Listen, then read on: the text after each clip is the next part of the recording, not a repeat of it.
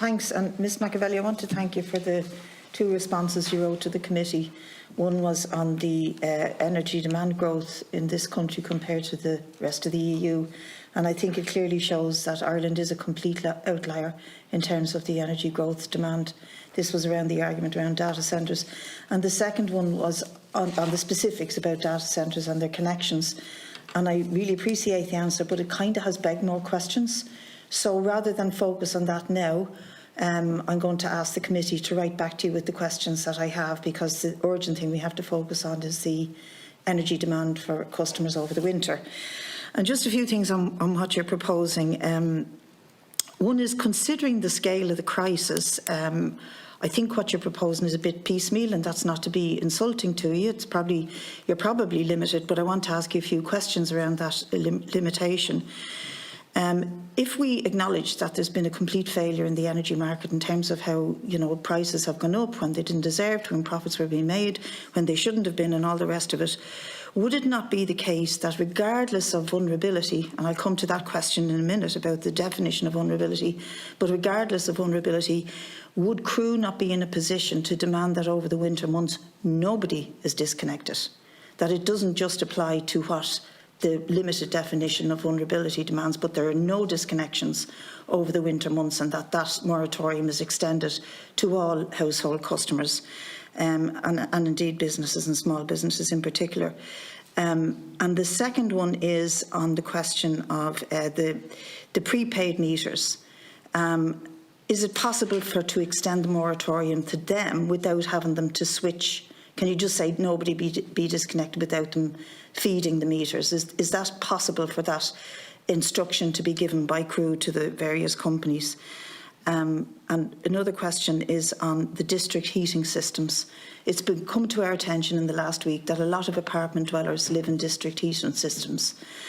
And for some reason, the amount of price per kilowatt hour for gas is 3 times higher than it is, at least 3 times higher than it is for you or me.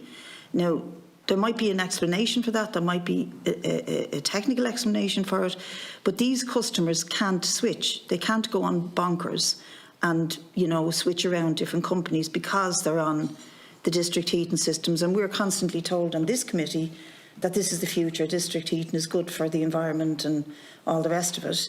But they are being left in a very, very difficult position. They can't switch. They're being charged more than anybody else. Plus, can we find some way of putting them on a moratorium? Because when we look at the figures, there's, 250,000 people in arrears for electricity and 148,000 households in arrears already for gas bills. So this is a really serious crisis, and we know this. But I'd make the argument that there isn't enough being done here, that the extension of the moratorium has to be for everybody, and in particular we have to look at what's happening with district heating systems. I'm also told that crew don't regulate district heating system companies, and if not, why not? Because if there's no regulation, then these over-the-top measures are being imposed on people who live within them, and if they're the future, where are we going? So just on the question of vulnerability, we looked up the definition, and 2 things. One is where people are dependent on energy for disability equipment, etc. So I have a 78-year-old came to me the other day. She stopped using her electric chair because she's worried about, going up and down. So she needs to register as vulnerable, but she doesn't realise that people just think if I turn on anything, I'm in trouble. People who use hoists or special equipment for their children. And the other, that's vulnerable, definitely vulnerable. But the other one is the question of age and mental health and all the rest of it. And that's fair enough, that's vulnerable. But is it not true to say that that definition of vulnerability could be extended way beyond those 2 restricted areas, given the current crisis? And the last thing, can you instruct all providers to put everybody on the most beneficial tariff, rather than saying only the vulnerable, again, that limitation, go on the most? Is it possible for you to say to all the suppliers, give them all the most beneficial tariff, no disconnections over the winter, and in particular, let's look at the prepaid and the district heating? Thank you for that, Deputy Smith, and we'll endeavour to answer any questions you have or forward on to us. I think just understanding more about data centre demand is something that we ourselves also want to put some effort into, so we'll be happy to engage with you on that. In terms of the winter protections, I mean, I'd actually agree with you. It's just one small part of what needs to be done to support customers. Like on its own, it might be beneficial, but we also need to look at the wider suite of social welfare and other government supports that will be needed to assist customers in very difficult circumstances this winter. You've raised some really good points around the different definitions, so I might just step through them if that's okay. So firstly, the most critical group is the vulnerable customers who are reliant on medically assistive devices, such as, whether it's assisted living or oxygen condensers or other medical devices. And for those customers, they can never be disconnected for reasons of non-payment. Never disconnected for reasons of non-payment. And we need to get that message out there, because people should absolutely not be avoiding use of assistive technology in their homes because they're afraid of their bill. And we need more of those customers registered as vulnerable customers. And that's actually one of the targets of our information campaigns. That is a really important protection, and we don't think that there are enough people who are aware of it. And maybe even for people themselves who are in those situations, they might not think of themselves as that vulnerable, but even their family members might recognise actually these are people who would benefit from that protection and should be registered. Then the next level of vulnerability, as you correctly pointed out, is those that are, because of reasons of age or health, might be particularly vulnerable to disconnection during the winter. So what we've done for those is we've extended the definition of winter, I think, as far as it can go. Karen, it's October to March, is it? So for that 6-month period, those customers cannot be disconnected for reason of non-payment. And then for all other customers, what used to be a short holiday almost from disconnections during the winter, and we've extended that again. Karen, is that's to run from the 1st of December until the end of February, so that's the winter months for everyone, that there to be no disconnections. No disconnections, and it's a balance, Deputy Smith. I mean, we ran with longer disconnection moratorium periods during COVID because, again, we were just in uncharted territory, and some of the really important feedback we got from that was that because suppliers were not engaging with customers on the disconnection conversation, if you like, a lot of customers stopped paying and got themselves into huge difficulty with debt. So, and we're seeing the outcome of that now with some very difficult cases with our customer care team. And so it's the balance of, like, nobody wants disconnections, but the process is there not to have a disconnection at the end of it, but to have an engaging customer at the end of it. So the customer is still working with the supplier, maybe entering a payment plan or finding some option that helps them keep on the bars. And we will monitor that over the winter. That's why we're stepping up our monitoring of what's happening. There's actually been quite low levels of disconnection since the moratorium for COVID were lifted, and we'll continue monitoring that and to try and understand what we're seeing. The worst thing that could happen for customers is that they stop engaging, stop paying, and getting themselves into a situation with debt that is really unmanageable for them. So that's the balance we're trying to strike here. I might just on the most beneficial tariff. I think again, like, we focused that protection on customers on financial hardship prepayment meters and vulnerable customers. If you extend it to everybody, the price increases for everybody, and we really want to focus it on the customers with the most need, if you like. Sorry, could you just explain that to me? If you put people on the most beneficial tariff, how does the price increase? Because I suppose suppliers in attracting new customers will offer a discount. They can only afford to offer that discount to a certain number of customers. If they have to offer it to all customers, the level of discount is going to have to drop because they just can't afford to offer a discount of 30%. Well, arguably they could, given the level of profits a lot of them are making. Well, I think this is where we get into that challenge between the suppliers, many of whom are facing these higher costs and struggling to stay in business, and in some cases not staying in business, and the generators, particularly the renewable generators that are actually driving the profits. And those suppliers and generators are not the same companies often. Some of them are and some of them are not.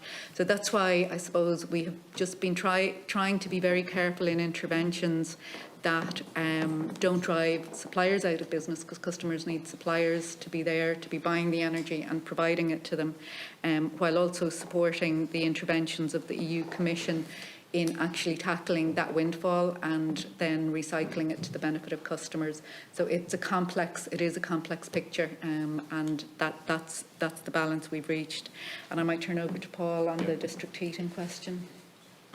So, Deputy, there's no legislative framework in place for the district heating sector in Ireland at the moment. So there is no, unlike in gas and electricity, there is no customer protection framework or economic regulatory framework.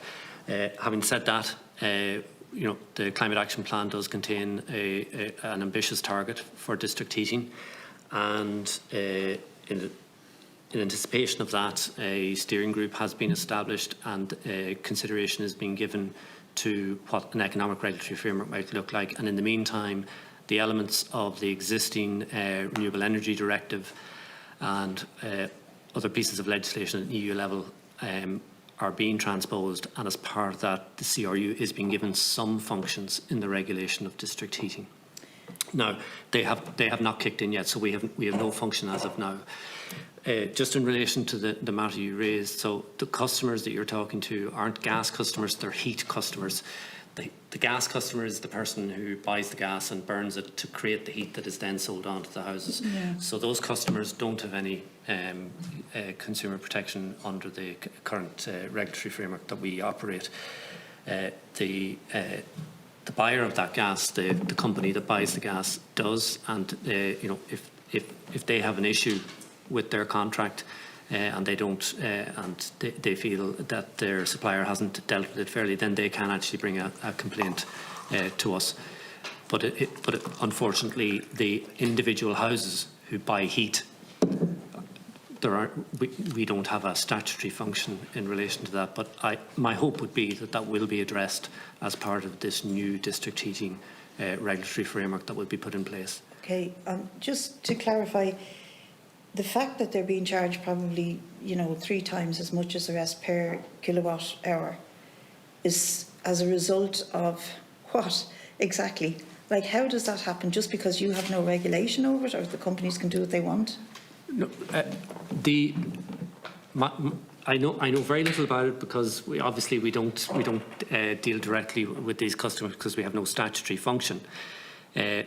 But if you look at the price of gas on the international market, it's nearly 10 times what it was a small number of years ago. So the input price, so the company who actually takes the gas, burns it and produces heat, their input costs have gone way up. I surmise that they are passing that charge on to their heat customers.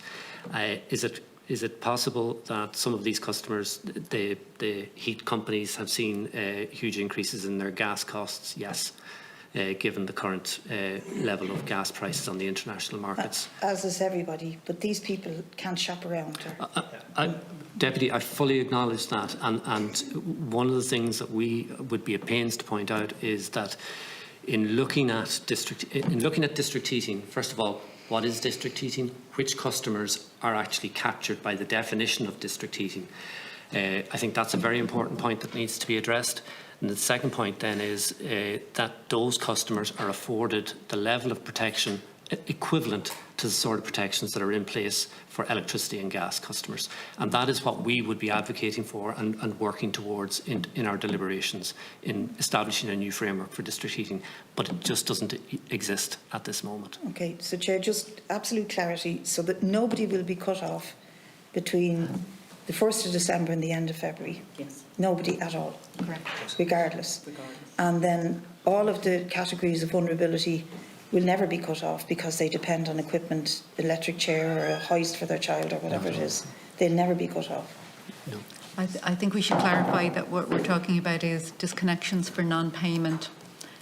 That's, of course, But of you're course. correct. I suppose it's just to say, you know, look, somebody could dig a street outside somebody's home and their power could go, and they need to have a backup plan in place. But for non-payment, of course, is non-payment, what- from what we can yeah. control, correct, yeah. Right. And just very lastly, and I'm sorry, Chair, have we a time frame for the piece around the district heating system?